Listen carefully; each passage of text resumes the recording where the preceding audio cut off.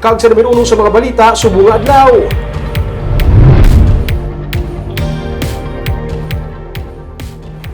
Ang Iglesia ni Cristo ang amat-amat na nga nagpahibalo sa mga kandidato nga ilang ginasuportahan para sa piniliay. Si Negros Occidental Governor Eugenio Jose Lacson ang isa sa mga una nga napahibalo sa Iglesia ni Cristo sang ilang nga endorsement para sa May 2022 elections. Sunod sa gobernador, Lunes sa nakabaton sang kumpirmasyon kag iniya magaserbi nga inspirasyon sa iya sa pagpangalagad sang maayo pagid.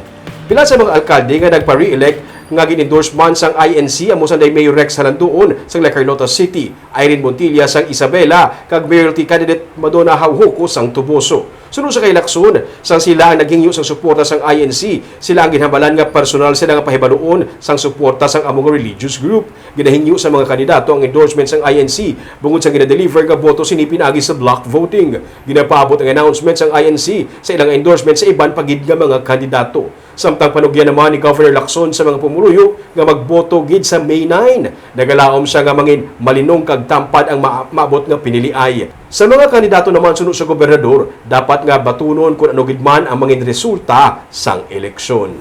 I'm very thankful for this support